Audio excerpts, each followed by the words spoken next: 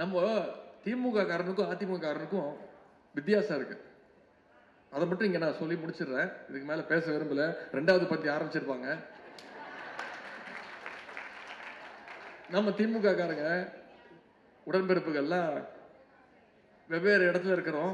என்னைக்காவது ஒரு நாள் சந்திப்போம். 30 விழாவில் சந்திச்சிருப்போம். அப்புறம் இன்னைக்கு நிகழ்ச்சியில் 2 நாளுக்கு அப்புறம் சில பேர் சந்திச்சிருப்பீங்க. ஒரு மாசம் கழிச்சு 2 மாசம் கழிச்சு சந்திச்சிருப்பீங்க.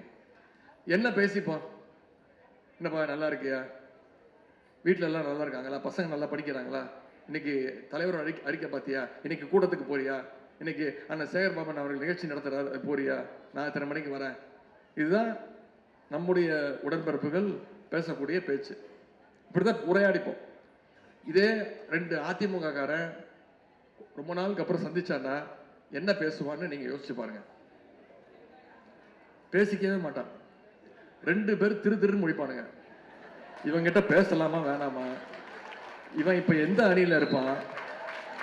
இவன் போன வாரம் வரைக்கும் அந்த அணியில இருந்தா இவன் நம்மளை காலை வாரி விட்டுருவான். அதுக்கு முன்னாடி நாம அவன் காலை வாரி விடணும். கரெக்டா இல்லையா? அத்தனை அணிகள் இன்னைக்கு விட்டா தொகுதிக்கு ஒரு அணி ஆரம்பிச்சிருவாங்க.